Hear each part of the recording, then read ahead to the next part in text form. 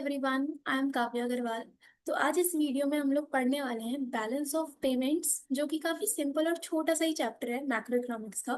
But कई बार students को confusing लगता है, समझ नहीं आता कि कहाँ पे डेबिट कहाँ क्रेडिट।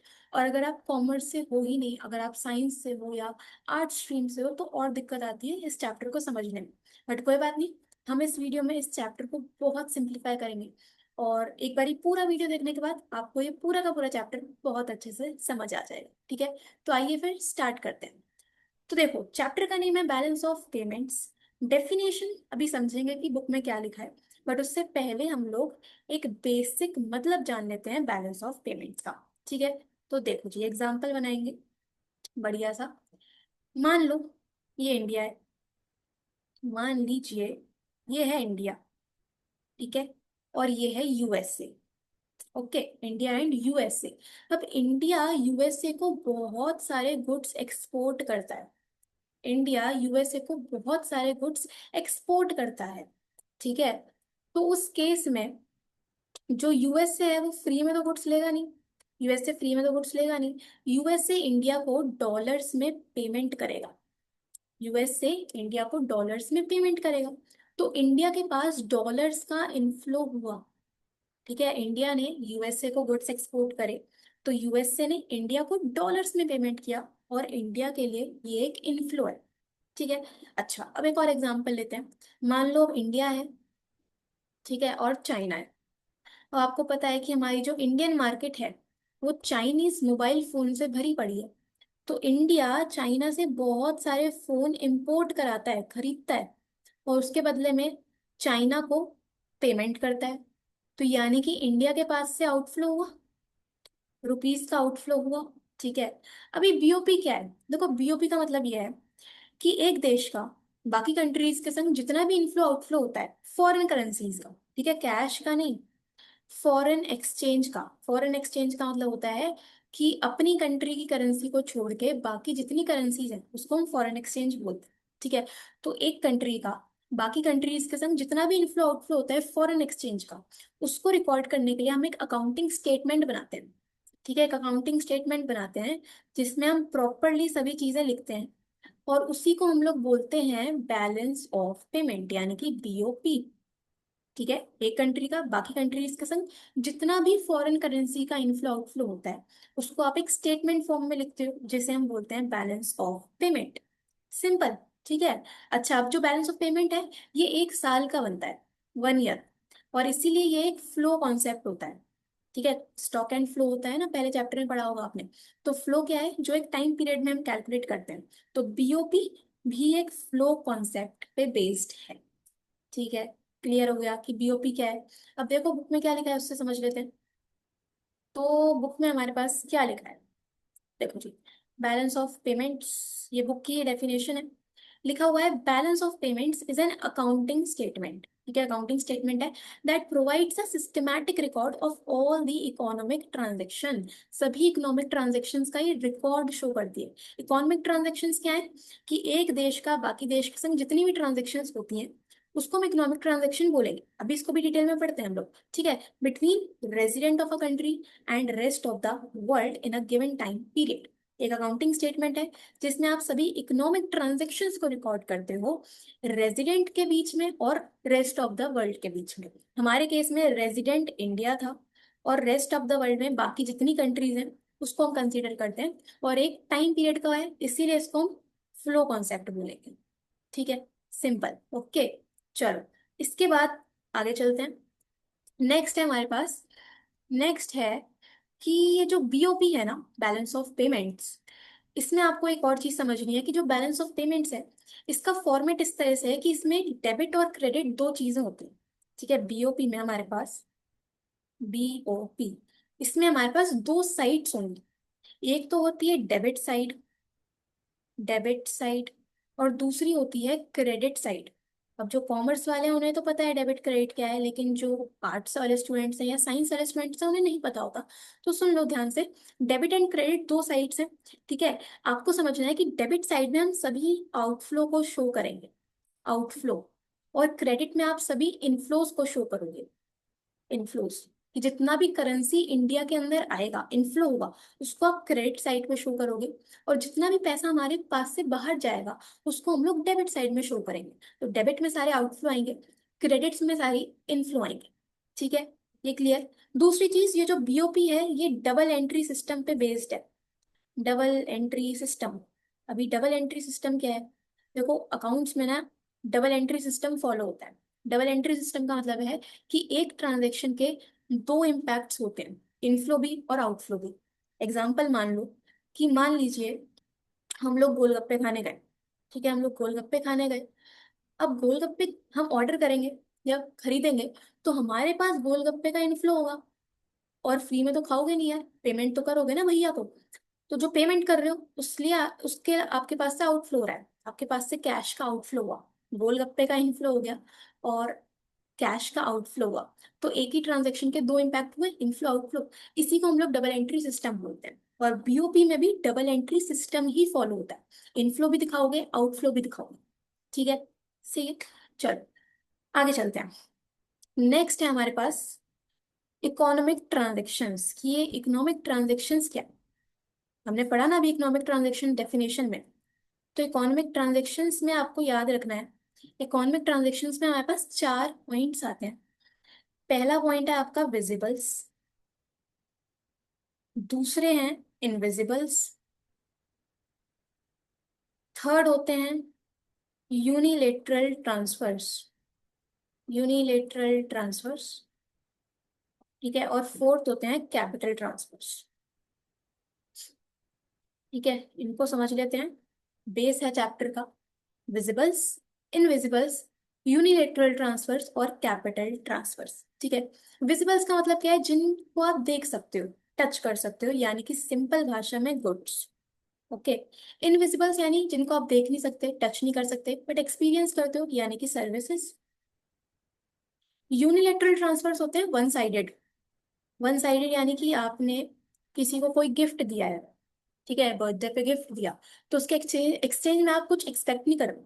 वन साइडेड है गिफ्ट्स। ठीक है, एक कंट्री दूसरी कंट्री को डोनेशन देती है, ग्रांट्स देती है, तो वो यूनिलेटरल में आते हैं। ओके। और लास्ट होते हैं capital transfers. Basically capital nature की कुछ ट्रांजेक्शन्स होती हैं जिनको हम कैपिटल ट्रांसफर्स बोलते हैं। अब इसको आगे डिटेल में बताती हूँ। ठीक है, तो बस आपको याद रखना है कि चार इकोनॉमिक ट्रांजेक्शन्स हैं। पहला विजिबल्स, दूसरा इनविजिबल्स, तीसरा यूनिलेटरल, और फोर्थ है हमारा कैपिटल ट्रांसफर्स। ठीक है, चलिए अब चलते हैं आगे। इसको भी एक बारी रीड कर लेते हैं कि हमारे पास इकोनॉमिक ट्रांजेक्शन्स में क्या क्या आता है। तो देखो जी, इकोनॉमिक ट्रांजेक्शन्स में पहला पॉइंट है विजिबल आइटम्स। इसमें क्या लिखा है? These includes all types of physical goods which are imported and exported that are made of some matter that can be seen touched and measured. Simple चीज है, ये गुड्स की बात हो रही है। ओके। इनविजिबल क्या होता है? Invisible items of trade refers to all the type of services, जैसे कि shipping, banking, warehousing, communication, वो सभी इनविजिबल आइटम्स में आते हैं, यानी कि सर्विसेज। ओके। थर्ड है unilateral items. Unilateral items include gifts, remittance, since these transaction do not include any claim of repayment. कोई भी रीपेमेंट की यहाँ पे कोई क्लेम अराइज नहीं होता, वन साइडेड है। ओके। और लास्ट होते हैं हमारे पास कैपिटल ट्रांसफर्स। वो क्या होते हैं? These refers to capital receipts, जैसे कि बोरोइंग्स, या फिर सेल ऑफ एसेट्स, और कैपिटल पेमेंट्स। अब इसको आगे हम डिटेल में समझेंगे। ठीक है, बस आपको याद रखना है चार तरह के इकोनॉमिक ट्रांजेक्शन्स। पहला विजिबल, दूसरा इनविजिबल, तीसरा यूनिलेटरल, और फोर्थ इज कैपिटल। ओके। ठीक है, चलो अब हम मेन चीज समझते हैं कि ये जो बैलेंस ऑफ पेमेंट है इसका फॉर्मेट किस तरह का है। तो देखो यार, मैंने आपको बताया कि बैलेंस ऑफ पेमेंट में हमारे पास दो साइड्स होती हैं, debit side and credit side. Credit में आप सभी इनफ्लोज को दिखाते हो, ठीक है, और डेबिट में आप सभी आउटफ्लोज को दिखाते हो, inflow and outflow foreign exchange. ठीक है, अब हमने जो इकोनॉमिक ट्रांजेक्शन समझी ना, उसी में बेस्ड पूरा फॉर्मेट बनेगा और आपका पूरा चैप्टर कंप्लीट भी हो जाएगा। देखो, सबसे पहले हमने पढ़ा विजिबल्स। इकोनॉमिक ट्रांजेक्शन में पहला पॉइंट विजिबल्स था, राइट?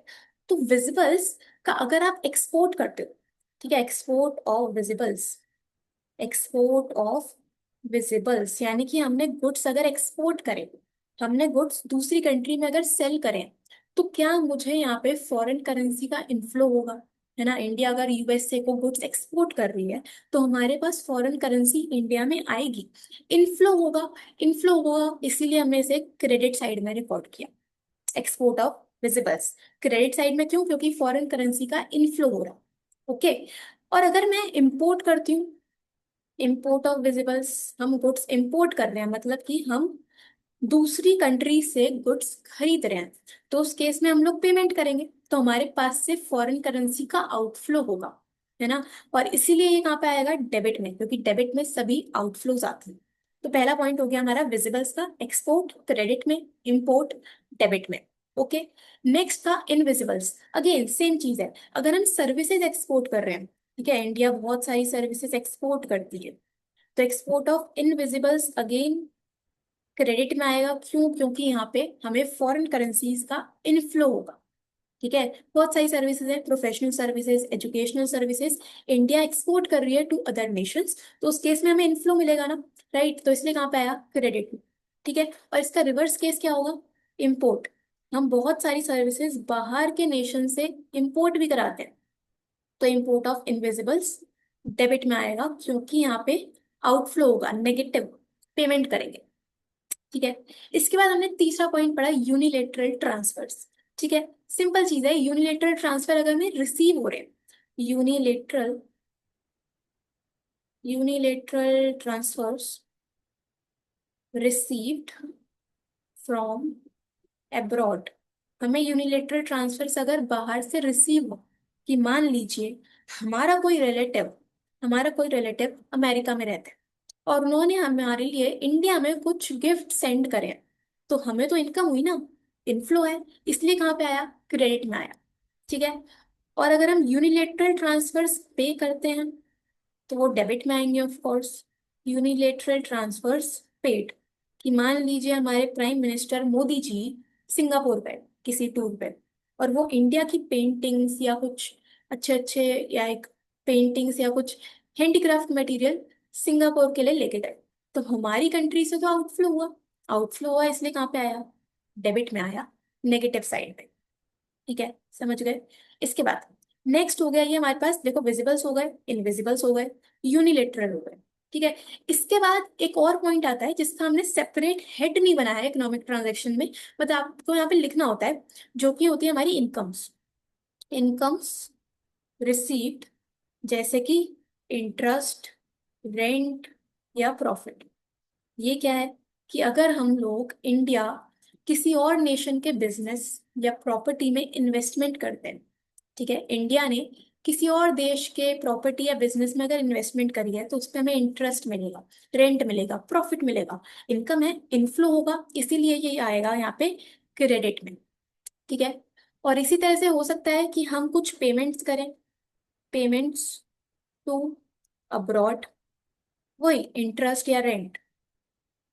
कि ऐसा भी हो सकता है कि यार यूएसए ने इंडिया के बिजनेसेस में, इंडिया की प्रॉपर्टीज में अगर इन्वेस्टमेंट करी हुई है, तो उस केस में हम लोग यूएसए को पेमेंट करेंगे, रेंट देंगे, इंटरेस्ट देंगे, तो हमारी तरफ से तो आउटफ्लो हुआ ना, इसलिए कहाँ पे आया? डेबिट में आया।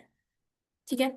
अच्छा, इसके बाद यहां तक एक पार्ट हमारा बीओपी का कंप्लीट हो जाता है। ठीक है, देखो हमने विजिबल कर लिए, इनविजिबल कर लिए, यूनिलेटरल कर लिए, बचे हैं कैपिटल, कैपिटल ट्रांसफर्स। अभी वो नेक्स्ट पार्ट में आता है, बट यहां तक एक पार्ट हमारा बैलेंस ऑफ पेमेंट का खत्म हो जाता है। ठीक है। और ये हमने जो 4 पॉइंट्स पढ़े, इन 4 पॉइंट्स को मिला के एक अकाउंट बनता है जिसे हम बोलते हैं capital account, sorry current account, गलत लिख दिया मैंने, कैपिटल नहीं, करंट अकाउंट, करंट अकाउंट।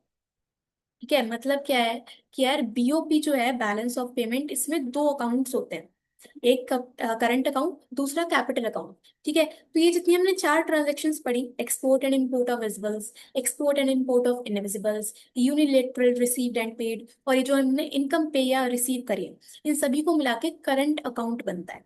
ठीक है। अच्छा, अब एक और चीज समझो, यहाँ पे आपके पास एक और टॉपिक आता है कि बैलेंस ऑफ पेमेंट में तो चलो चारों इकोनॉमिक ट्रांजैक्शंस आएंगी, बट एक टॉपिक होता है balance of trade, balance of trade, यानी कि बीओटी। तो बीओटी बैलेंस ऑफ पेमेंट का ही एक छोटा सा पार्ट है। बैलेंस ऑफ ट्रेड जो है वो निकलता है आपके पास export of goods minus import of goods. ठीक है, export of goods minus import of goods. ठीक है, तो मान लीजिए हमारा एग्जाम्पल इसी में हम ले लेते हैं कि मान लो हमने जो विजिबल्स यानी कि गुड्स का एक्सपोर्ट करा है वो 1000 रुपीज का करा है। ठीक है, और हमने इंपोर्ट करे हैं 800 के। मतलब हमने इनफ्लो तुम्हारे पास पैसा 1000 रुपए आए होंगे और हमने पे करे हैं 800। तो जो 200 का बैलेंस बच गया इसको हम बोलेंगे बैलेंस ऑफ ट्रेड। ठीक है, तो बैलेंस ऑफ ट्रेड में हम सिर्फ विजिबल्स की बात कर रहे हैं, बट बैलेंस ऑफ पेमेंट एक बड़ा कॉन्सेप्ट है जिसमें हम सभी चीजें ले रहे हैं। Import of export of visibles, invisible, unilateral, capital, सब कुछ। ठीक है, तो बैलेंस ऑफ ट्रेड एक छोटा कॉन्सेप्ट है जिसमें हम सिर्फ विजिबल्स के एक्सपोर्ट और इम्पोर्ट का डिफरेंस लेते हैं। ठीक है, सिंपल।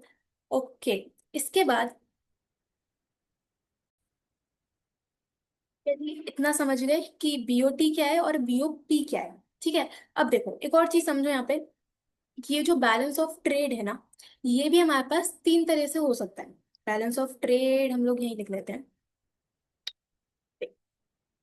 नेक्स्ट पेज पे हम लोग चलते हैं। बैलेंस ऑफ ट्रेड, ये जो बैलेंस ऑफ ट्रेड है मेरे पास एम्प्टी पेज मिल जाए मुझे बस, ये रहा। देखो ये जो बैलेंस ऑफ ट्रेड है, बैलेंस ऑफ ट्रेड, ये बैलेंस ऑफ ट्रेड ऐसा भी हो सकता है कि यार बैलेंस्ड हो। ठीक है, ऐसा भी हो सकता है कि सरप्लस में हो, और ऐसा भी हो सकता है कि डेफिसिट में हो। बैलेंस ऑफ ट्रेड क्या है? Difference between export and import of visibles. ठीक है, बैलेंस्ड कब होगा? जब एक्सपोर्ट इंपोर्ट के इक्वल हो। ठीक है, सरप्लस में कब होगा? जब एक्सपोर्ट ज्यादा होंगे इंपोर्ट कम होंगे। और डेफिसिट में कब होगा? जब एक्सपोर्ट कम है इंपोर्ट ज्यादा है। अब ये क्या बोल दिया मैंने, समझो। देखो सिंपल चीज है, बैलेंस्ड मतलब कि दोनों साइड इक्वल है। मतलब जितना हमने एक्सपोर्ट किया है गुड्स का उतना ही इंपोर्ट भी कर ली, इक्वल। सरप्लस यानी कि कुछ एक्स्ट्रा बच रहा है। एक्स्ट्रा कब बचेगा? जब एक्सपोर्ट ज्यादा होंगे इंपोर्ट कम होंगे। एक्सपोर्ट अगर ज्यादा है तो आपके पास इनफ्लो ज्यादा होगा, और इंपोर्ट कम है मतलब आउटफ्लो कम है। ठीक है, तो इनफ्लो अगर आउटफ्लो से ज्यादा है दैट इज सरप्लस। और डेफिसिट यानी जब एक्सपोर्ट कम है इंपोर्ट ज्यादा है। ठीक है, ओके। चल, अब देखो जरा, वापस से फॉर्मेट पे चलते हैं हमारा। ठीक है, तो बीओटी बता दिया मैंने आपको। अब हम समझते हैं आगे की कहानी कि ये जो करंट अकाउंट है ना, ये हमने जो चार चीजें पढ़ ली करंट अकाउंट की, ये जो करंट अकाउंट है ये भी दो टाइप का हो सकता है। करंट अकाउंट भी या तो सरप्लस में जाएगा या फिर डेफिसिट में जाएगा। मतलब कि मान लीजिए हमने दोनों साइड का टोटल कर दिया। ठीक है, दोनों साइड का अगर हमने टोटल करा तो मान लो ये क्रेडिट साइड में इन चारों आइटम्स का टोटल आ रहा है 1000। ठीक है, 1000 या चलो 2000 ले लो, 2000। ठीक है, क्रेडिट साइड का टोटल कितना आया? 2000। और डेबिट साइड का टोटल आ रहा है 1500। ठीक है, क्रेडिट का टोटल 2000, डेबिट का टोटल 1500। ठीक है, अब यहाँ पे जो डिफरेंस आएगा वो कितना आएगा? वो आएगा 500 का। डिफरेंस 500 का आया। अब ये जो डिफरेंस 500 का आया, क्या ये पॉजिटिव बैलेंस है? बिल्कुल एक्स्ट्रा है ना। देखो इनफ्लो हमारे 2000 के हैं, आउटफ्लो हमारे 1500 के हैं, तो 500 का तो फायदा हुआ ना हमें। 500 का हमारा इनफ्लो एक्स्ट्रा है, तो इसको हम बोलते हैं current account surplus. Current account surplus. ठीक है, अब सरप्लस हमने समझ लिया। दूसरा केस लेते हैं कि मान लो अब हमारे पास जो इनफ्लोज हैं वो तो 2000 के ही हैं, लेकिन जो टोटल हमारे पास डेबिट साइड का टोटल आया वो आ गया हमारे पास 2500 का। तो अब इनफ्लोज कितने होंगे? 2000 के। लेकिन आउटफ्लो तो 2500 के हैं, यानी कि 500 आपको एक्स्ट्रा खर्चा करना पड़ रहा है। 500 का एक्स्ट्रा आउटफ्लो है, राइट? तो उसको हम बोलते हैं current account deficit. Current account deficit, जब खर्चे ज्यादा है इनकम कम है, आउटफ्लो ज्यादा है इनफ्लो कम है, that is current account deficit. तो करंट अकाउंट दो तरीके से हो सकता है, या तो सरप्लस में होगा या फिर डेफिसिट में होगा। ठीक है, अब पहले हम लोग इतना पढ़ लेते हैं बुक से कि हमारी बुक्स में क्या क्या चीजें लिखी हैं। देखो बैलेंस ऑफ पेमेंट मैंने आपको बता दिया, इकोनॉमिक ट्रांजेक्शन हमने पढ़ ली। स्ट्रक्चर क्या है, इसमें आपको एक चीज समझनी है कि हमारे पास, देखो क्रेडिट साइड में आप सभी इनफ्लोस को शो करते हो ऑफ फॉरेन एक्सचेंज, और डेबिट साइड में आप सभी आउटफ्लो को शो करते हो ऑफ फॉरेन एक्सचेंज। ठीक है, इसमें अभी इतना ही करते हैं हम लोग, आगे चलते हैं। बैलेंस ऑफ ट्रेड मैंने आपको बता दिया। तो बैलेंस ऑफ ट्रेड क्या है? Balance of trade refers to difference between amount of export and import of visible items, यानी कि विजिबल्स के एक्सपोर्ट और इम्पोर्ट के डिफरेंस को ही हम लोग बैलेंस ऑफ ट्रेड कहते हैं। ठीक है, फॉर्मूला क्या होगा? Export of goods minus import of goods. सिर्फ विजिबल्स की बात करिए, सिर्फ विजिबल्स। ठीक है, सरप्लस बीओटी क्या होगा? When a country exports more goods than it imports. जब एक कंट्री एक्सपोर्ट ज्यादा करेगी, इंपोर्ट कम करेगी, सिर्फ गुड्स की बात हो रही, तो उसको हम बोलेंगे सरप्लस बीओटी। या ऐसे ही बोल सकते हैं कि जब हम गुड्स से इनफ्लो हमारा ज्यादा है और आउटफ्लो कम है, उसको हम लोग बोलेंगे सरप्लस बीओटी। फायदे में कंट्री, ठीक है, फेवरेबल सिचुएशन होती है, अच्छी सिचुएशन है। ठीक है, और डेफिसिट बीओपी बीओटी क्या होगा? When a country imports more goods than it exports, मतलब इंपोर्ट हम लोग ज्यादा कर रहे हैं, खरीद ज्यादा रहे हैं और बेच कम रहे हैं, उसको हम बोलेंगे डेफिसिट बीओटी, जो कि अनफेवरेबल सिचुएशन शो करता है।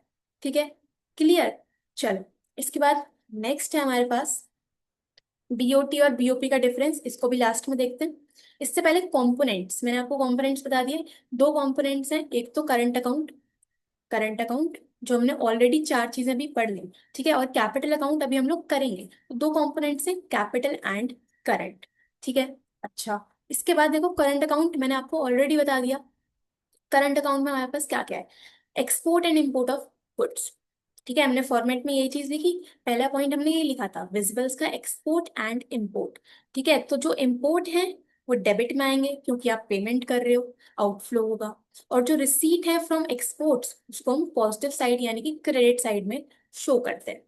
ठीक है, एक्सपोर्ट को आप क्रेडिट में दिखाओगे, इंपोर्ट को आप डेबिट में दिखाओगे।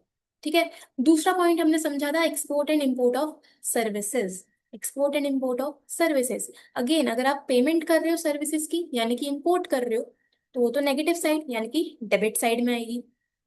ठीक है, और अगर हम लोग रिसीट्स यानी कि हम एक्सपोर्ट कर रहे हैं सर्विसेज, तो हमें इनफ्लो होगा, तो वो पॉजिटिव साइड यानी कि क्रेडिट में शो होगा।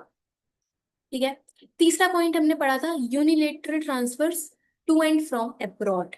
इसमें हमने क्या देखा कि receipt of unilateral transfers from rest of the world is shown on the credit side. अगर हमें रिसीव हो रहे हैं तो वो क्रेडिट में आएंगे, और अगर अगर हम लोग यूनिलेटरल ट्रांसफर्स पे कर रहे हैं to the rest of the world, तो वो डेबिट में आएगा क्योंकि हमारी कंट्री की तरफ से वो आउटफ्लो हुआ। ठीक है, क्लियर? इसके बाद हमने फोर्थ पॉइंट पढ़ा था incomes receive and payments to and from abroad. इसमें हमने बात करी थी जैसे कि रेंट हो गया, इंटरेस्ट हो गया, प्रॉफिट हो गया, इन सभी चीजों की। तो अगर अगर इंडिया ने फॉरेन कंट्रीज में इन्वेस्टमेंट किया है, तो उस पे इंडिया को इंटरेस्ट, प्रॉफिट, रेंट रिसीव होगा, इनफ्लो होगा। तो कहाँ पे आएगा? क्रेडिट में।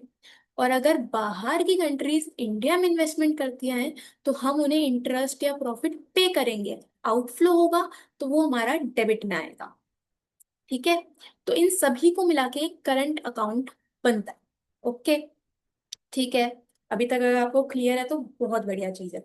ठीक, उसके बाद देखो बैलेंस ऑफ करंट अकाउंट भी हमने समझ लिया। बैलेंस या तो करंट अकाउंट में सरप्लस होगा या करंट अकाउंट में डेफिसिट होगा।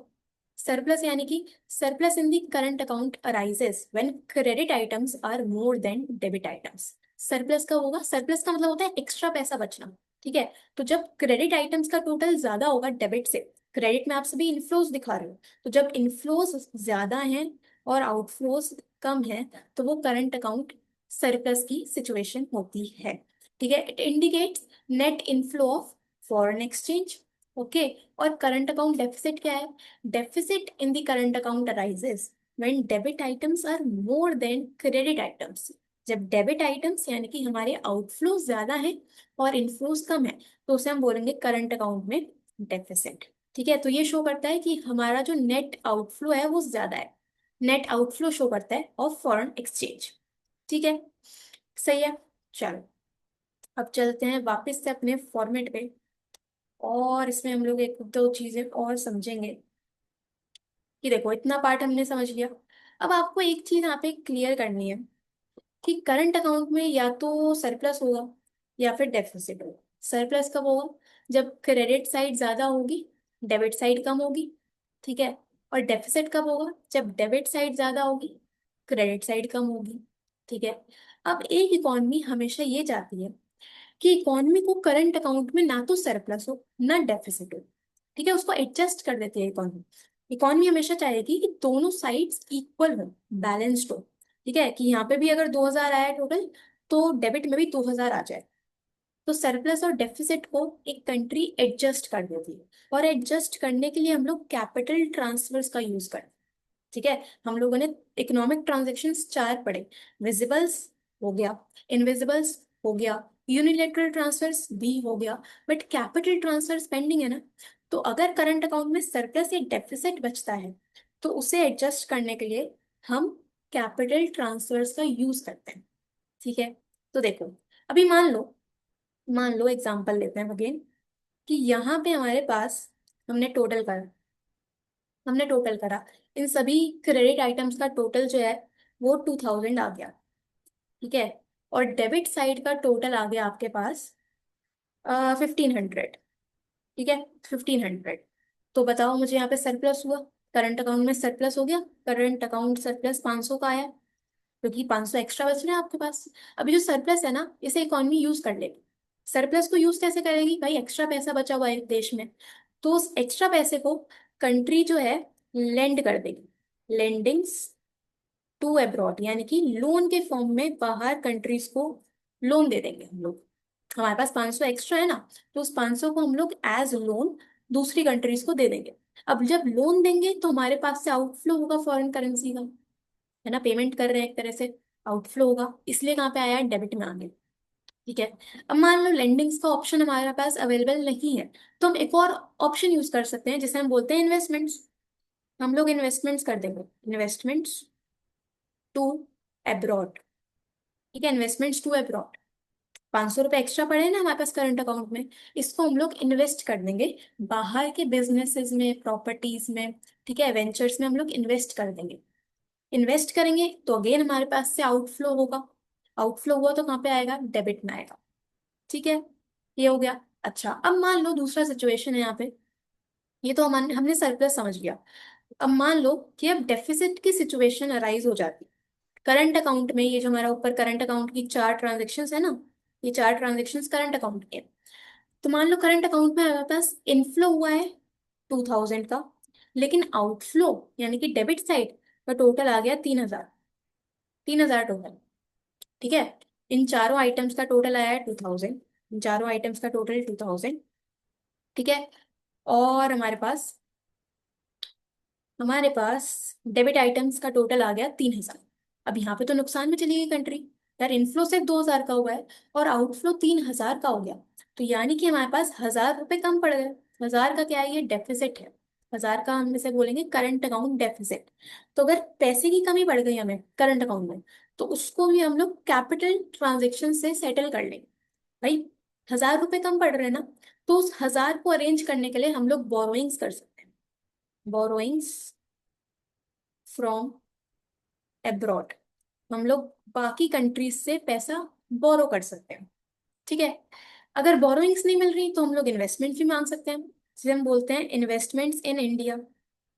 Investments in India. हम बाकी देशों को बोलेंगे कि हमारे देश में इन्वेस्टमेंट करो। इन्वेस्टमेंट मिलेगा तो इन्फ्लो होगा। ठीक है, देखो, डेफिसिट की सिचुएशन है करंट अकाउंट में, हमारे पास जो फॉरेन एक्सचेंज है वो कम पड़ गया है। तो हम लोग या तो बाहर कंट्रीज से बोरो कर सकते हैं पैसा, तो हमारे पास इन्फ्लो होगा, इसलिए क्रेडिट में आया। या फिर हम लोग बाहर की कंट्रीज से इन्वेस्टमेंट मांग सकते हैं, तो उस केस में हमारे पास इन्फ्लो होगा। ठीक है। तो आपको यहाँ पे समझना है कि जो मैंने यहाँ पे लाइन बनाई है ना, इस लाइन के नीचे हमारी कैपिटल ट्रांसफर्स हैं। ये कैपिटल अकाउंट का पार्ट है, कैपिटल अकाउंट। ठीक है, जिसे हम कैपिटल ट्रांसफर्स का पार्ट बोलते हैं। ओके। तो अब सिचुएशन क्या बनी यहाँ पे हमारे पास, कि अगर करंट अकाउंट में सरप्लस है, एक्स्ट्रा पैसा आपके पास बचा हुआ है, तो उस एक्स्ट्रा पैसे को या तो हम लोग लेंड कर देंगे, लोन दे देंगे, या फिर हम इन्वेस्ट कर देंगे। दोनों ही केस में हमारे पास से आउटफ्लो होगा, इसीलिए डेबिट में आ गया। ठीक है। अच्छा, अगर हमारे पास करंट अकाउंट में डेफिसिट है, यानी कि कमी हो गई पैसे की, तो उस केस में हम या तो बोरो करेंगे या फिर इन्वेस्टमेंट्स मांगेंगे।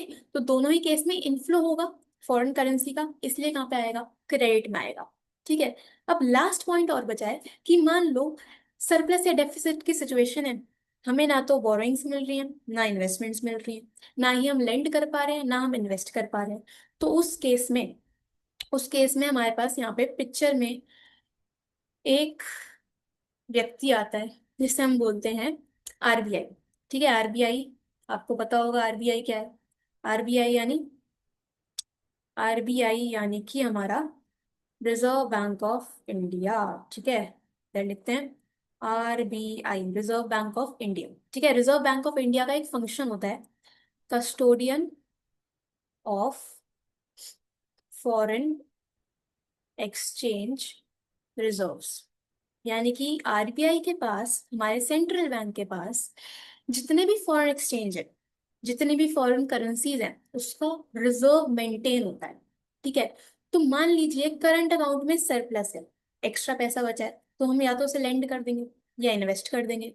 बट अगर इन दोनों में से कोई ऑप्शन हमें मिल ही नहीं रहा, तो हम क्या करेंगे, हम उस फॉरेन एक्सचेंज को, जो हमारे पास एक्स्ट्रा पैसे बच गए ना करंट अकाउंट में, उसको हम लोग इस आरबीआई के रिजर्व में ऐड कर देंगे।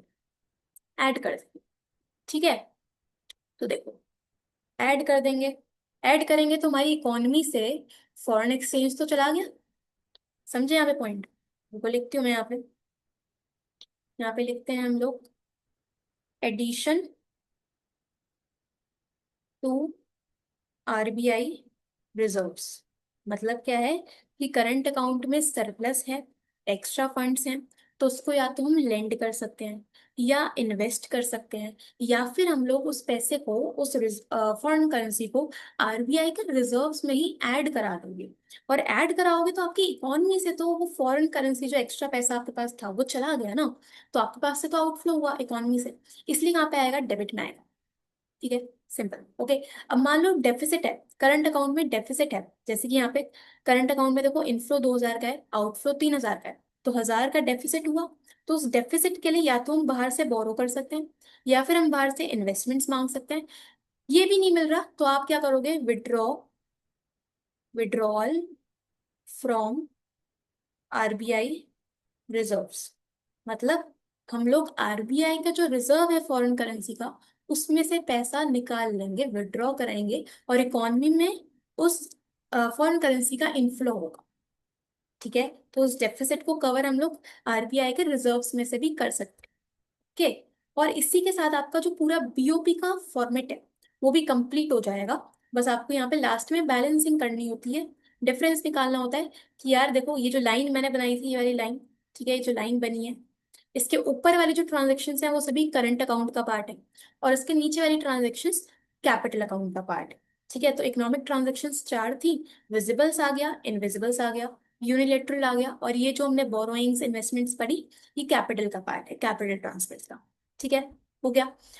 चलिए अब इसको एक बार बुक से पढ़ लेते हैं क्या लिखा है हमारे पास, तो आपको क्लियर हो जाएगा और अच्छे से। तो देखो, इतना हम लोगों ने कर लिया, बैलेंस ऑफ ट्रेड हो गया, कंपोनेंट्स में हमने करंट अकाउंट समझ लिया, बैलेंस, करंट अकाउंट सरप्लस भी हो सकता है, करंट अकाउंट डेफिसिट भी हो सकता है। अब इसमें एक लाइन थी हमारे पास यहाँ पे, देखो ये लाइन लिखी है कि current account surplus signifies that the nation is a lender to the rest of the world।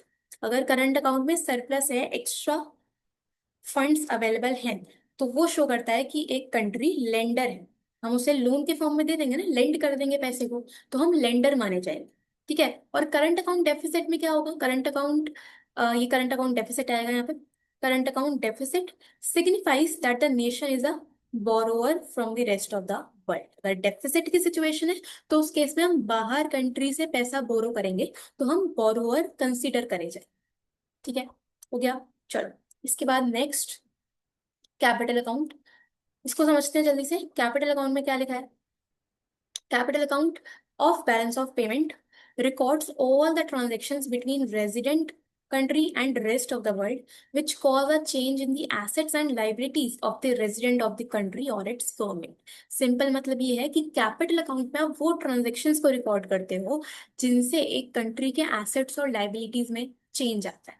ठीक है, जैसे हमने बोरोइंग्स करी, तो बोरो कर रहे हैं तो भले ही इनफ्लो हुआ, लेकिन एक लाइबिलिटी क्रिएट हो गई कि हमें वो पैसा पे बैक करना है, उधार लिया है, लाइबिलिटी है। ठीक है। और अगर हम इन्वेस्टमेंट्स कर रहे हैं, तो इन्वेस्टमेंट्स हमारे लिए एसेट होता है कि हमें फ्यूचर में बेनिफिट मिलेगा। तो उन्हीं ट्रांजेक्शन्स को हम लोग कैपिटल अकाउंट में रिकॉर्ड करते हैं, जैसे कि इन्वेस्टमेंट्स हो गया, बोरोइंग्स हो गया, लेंडिंग्स हो गया, जिससे हमारे एसेट्स और लाइबिलिटीज में चेंज आता है।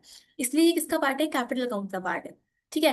कैपिटल अकाउंट को हम लोग यूज क्यों करते हैं? तो दो ही पर्पस है। To finance deficit in current account, अगर करंट अकाउंट में डेफिसिट आता है तो उसको हमें सेटल करने के लिए हम कैपिटल अकाउंट का यूज करते हैं। या फिर जो सरप्लस है करंट अकाउंट में, उसको हम लोग एब्सॉर्ब कर लेते हैं। एब्सॉर्ब कैसे करेंगे सरप्लस को? या तो उसे लेंड कर दो, या इन्वेस्ट कर दो, या फिर आरबीआई के रिजर्व्स में ऐड करा दो। ठीक है। और अगर डेफिसिट है करंट अकाउंट में, तो या तो हम लोग बोरो करेंगे, या फिर हम लोग इन्वेस्टमेंट्स मांगेंगे, या फिर हम आरबीआई के रिजर्व्स में से विड्रॉ करेंगे। और वो सभी जो बोरोइंग्स लेंडिंग्स वाले पॉइंट है, ये कैपिटल अकाउंट का पार्ट होते हैं। ठीक है। चलो, इसके बाद नेक्स्ट क्या लिखा है? Borrowings and lendings to and from abroad, capital account में आता क्या क्या है हमने ऑलरेडी पढ़ लिया। देखो, borrowings from abroad by private sector, government etcetera, तो जो रिसीट्स हैं इन लोन की, उसको हम लोग क्रेडिट साइड में शो करते हैं। पैसा बोरो कर रहे हो, इनफ्लो होगा, क्रेडिट में आएगा। और जितनी भी लेंडिंग्स हम लोग करते हैं, लोन देते हैं, वो डेबिट में आएगा, क्योंकि आपके पास से आउटफ्लो होगा।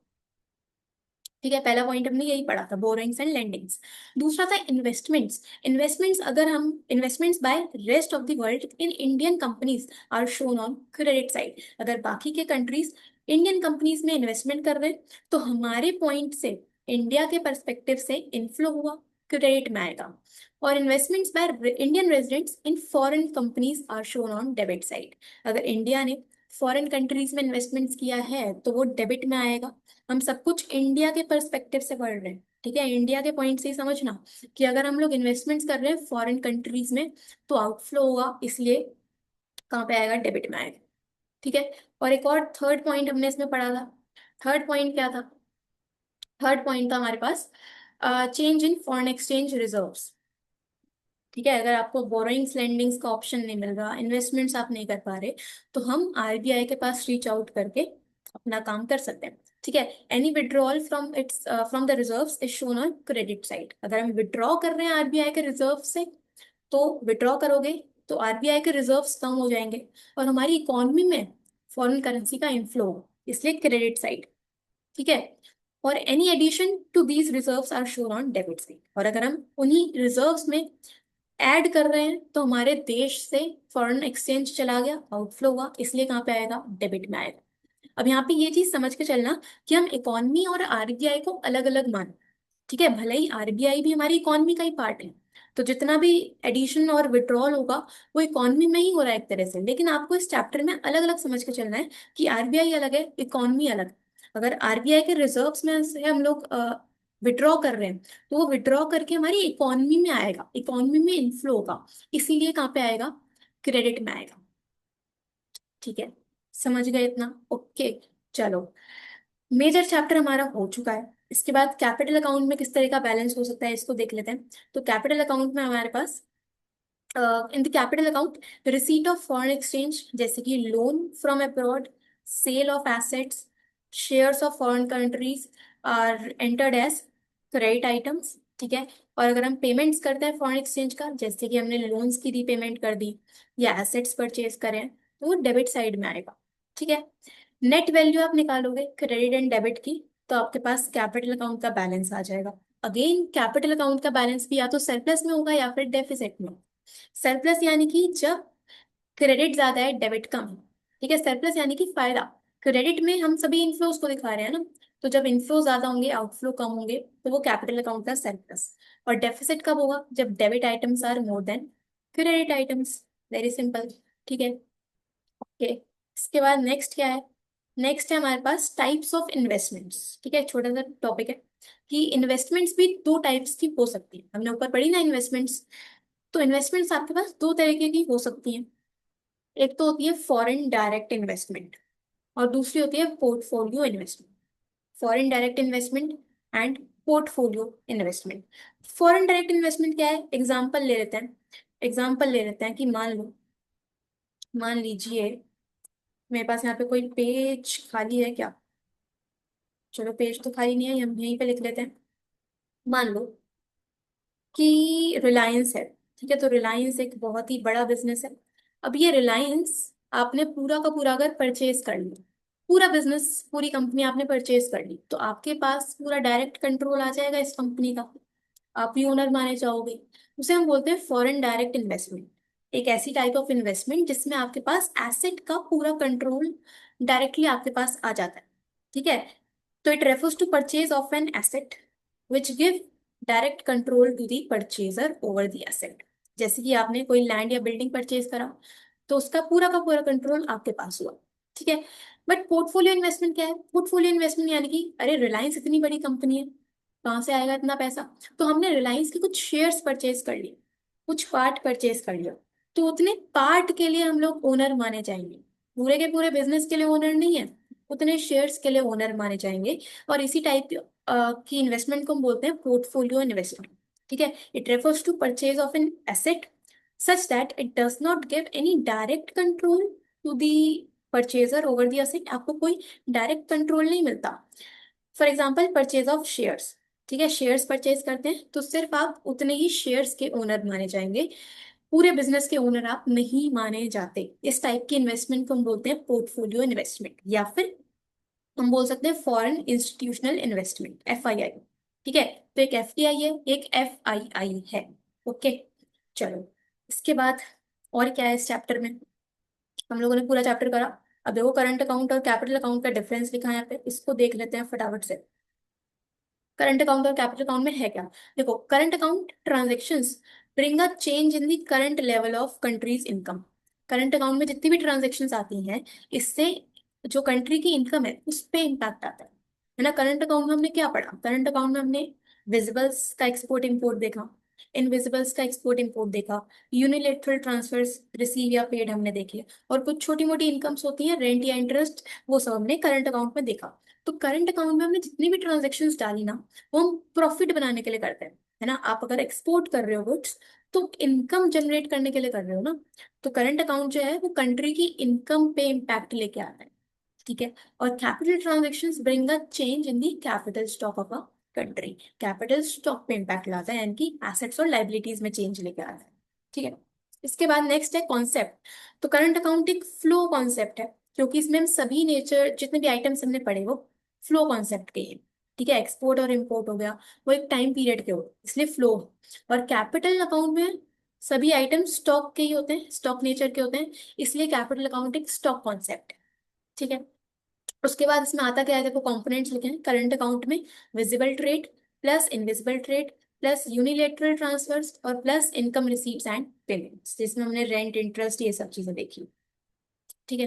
उसके बाद कैपिटल अकाउंट में क्या है? कैपिटल में बोरोइंग्स हैं, लेंडिंग्स हैं from and to abroad, investments आती हैं, और फॉरेन एक्सचेंज रिजर्व्स में जितना भी चेंज आ रहा है, विड्रॉल और एडिशन, वो आ जाता है, ठीक है।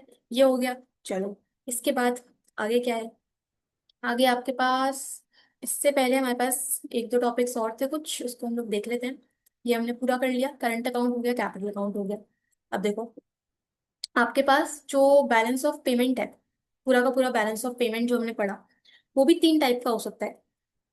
या तो बैलेंस होगा, या सरप्लस में होगा, या डेफिसिट में होगा, ठीक है। बैलेंस, सरप्लस या डेफिसिट। बैलेंस यानी कि जब receipt of foreign exchange is equal to payment of foreign exchange. Balance मतलब दोनों साइड्स, डेबिट क्रेडिट साइड दोनों इक्वल हैं, ठीक है। तो जितना इनफ्लो हुआ है उतना ही आउटफ्लो हो गया, दैट इज बैलेंस्ड। सरप्लस क्या होगा? सरप्लस होगा when receipt of foreign exchange is more than payment of foreign exchange, यानी कि इनफ्लो ज्यादा है, आउटफ्लो कम है, ठीक है। और डेफिसिट यानी कि कमी है, तो जब इनफ्लोस कम होंगे और खर्चे आउटफ्लो ज्यादा होंगे, that is deficit, BOP। Okay, तो BOP में भी हमारे पास बैलेंस्ड, सरप्लस और डेफिसिट तीनों केस है, ओके। इसी तरह से हम लोगों ने BOT में भी समझा था, BOT में भी सरप्लस भी हो सकता है या फिर डेफिसिट भी हो सकता है। BOT था क्या? BOT था export of goods minus import of goods, okay. अच्छा, लास्ट चीज, दोनों का difference very important for exam. देखो BOT और BOP का डिफरेंस क्या है? तो BOT और BOP में डिफरेंस क्या है? देखो मीनिंग लिखो। BOT यानी कि बैलेंस ऑफ ट्रेड। तो balance of trade refers to the difference between amount of export and import of visible items। जितने भी विजिबल आइटम्स हैं यानी कि गुड्स हैं, उनके एक्सपोर्ट और इंपोर्ट के डिफरेंस को ही हम लोग बैलेंस ऑफ ट्रेड बोलते हैं। ठीक है। और बैलेंस ऑफ पेमेंट क्या है? It is an accounting statement which provides a systematic record of all the economic transactions between president and rest of the world in a given time period. ठीक है। उसके बाद कंपोनेंट्स में क्या आएगा? तो बीओटी में आपको पता ही है सिर्फ विजिबल आइटम्स ही आते हैं, यानी कि सिर्फ गुड्स की हम लोग बात कर रहे हैं। लेकिन बीओपी में तो सब कुछ आ रहा है, visible items, invisible items, unilateral, capital transfers, सब कुछ। ठीक है। इसी से आपको पता चल रहा है कि जो बीओटी है, बैलेंस ऑफ ट्रेड, वो एक नैरो कॉन्सेप्ट है, छोटा कॉन्सेप्ट है और सिर्फ बीओपी का एक पार्ट है। लेकिन बीओपी एक वाइडर कॉन्सेप्ट है जिसमें बीओटी इंक्लूड होता है। बड़ा कॉन्सेप्ट कौन सा है? बीओपी। ओके।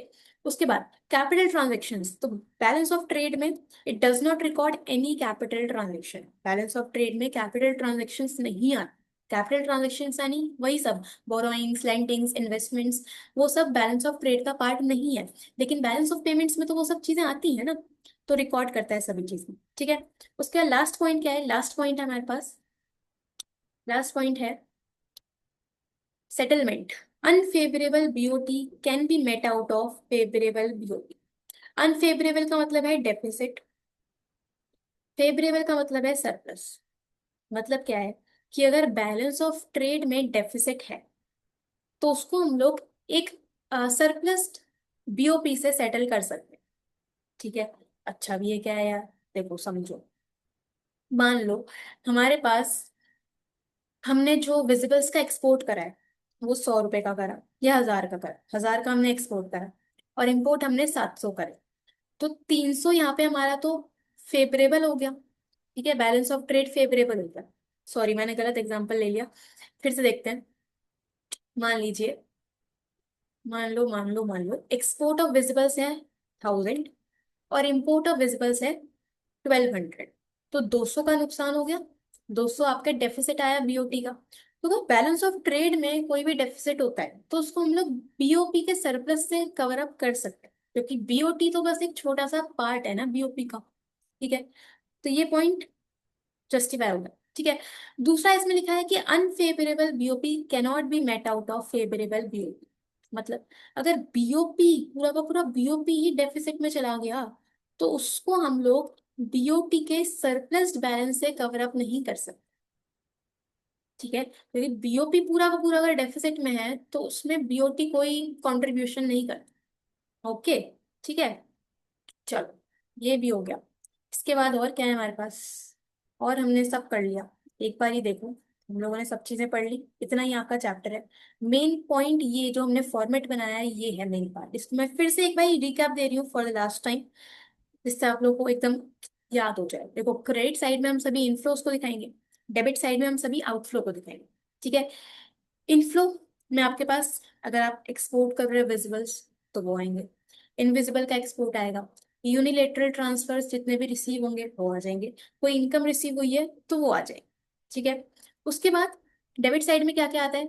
विजिबल्स का इंपोर्ट, इनविजिबल का इंपोर्ट, यूनिलेटरल पेड या पेमेंट्स अगर हमने करी है तो वो, इन सभी को मिला के हमारा करंट अकाउंट बनता है, जो कि सरप्लस में भी जा सकता है और डेफिसिट में भी जा सकता है। अगर सरप्लस में आया है करंट अकाउंट, तो सरप्लस की सिचुएशन को सही करने के लिए हम लोग क्या करेंगे? उस एक्स्ट्रा फंड्स को या तो हम लोग लेंड कर देंगे या इन्वेस्ट कर देंगे या आरबीआई के फंड्स में ऐड कर देंगे। ठीक है। तीनों ही केस में आउटफ्लो हो रहा है इसलिए डेबिट में। बट अगर करंट अकाउंट में डेफिसिट आ गया, करंट अकाउंट में डेफिसिट है, तो उसको हम लोग कवर करने के लिए या तो बोरो करेंगे बाहर से पैसा, या इन्वेस्टमेंट्स हम लोग अट्रैक्ट करेंगे, या फिर आरबीआई के रिजर्व्स में से विड्रॉ कर लेंगे। तीनों ही केस में अगेन क्या हुआ है? इनफ्लो हुआ है फॉरेन एक्सचेंज का, इसलिए कहाँ पे आएगा? क्रेडिट में। ठीक है। और लास्ट में आपका ये बीओपी यहाँ पे कंप्लीट होता है। आप बस बैलेंसिंग करते हो, डिफरेंस निकालते हो, देखते हो सरप्लस है या डेफिसिट है या बैलेंस्ड है। ओके। ठीक है। तो बस यही पूरा हमारा चैप्टर है। हम लोगों ने पूरा चैप्टर अच्छे से कर लिया है एंड आई होप आपको क्लियर हो गया होगा। ये जो मैंने यहाँ पे नोट्स डाले हैं बुक से ही है, आप एक बार बुक रीडिंग जरूर कर लेना ताकि कोई भी इशू ना आए। ठीक है, बुक से पढ़ोगे तो समझ में आ जाएगा, कोई इशू नहीं आएगा। स्टिल आता है तो आप लोग कमेंट्स में बता सकते हो। और एक टॉपिक आता है छोटा सा हमारा, accommodating and autonomous, although not a part of syllabus, CBSE syllabus में नहीं है, बट स्टिल देख लेते हैं क्या है। देखो ऑटोनॉमस आइटम्स होते हैं वो सभी ट्रांजेक्शन्स जो कि आप प्रॉफिट के लिए करते हो, प्रॉफिट के लिए। ठीक है, हमने एक्सपोर्ट इम्पोर्ट करे, अगर हम एक्सपोर्ट कर रहे हैं गुड्स तो प्रॉफिट बनाने के लिए कर रहे हैं ना, तो वो ऑटोनॉमस आइटम्स का पार्ट है। ठीक है, और अकोमोडेटिंग होते हैं वो आइटम्स जो कि आप डेफिसिट या सरप्लस को कवर अप करने के लिए करते हो। यानी कि अकोमोडेटिंग है वो जो हमने लाइन बनाई थी ना बीओपी में, उसके नीचे वाले सभी आइटम्स अकोमोडेटिंग है, इसीलिए इसको हम लोग बोलते हैं below the line items, below the line items.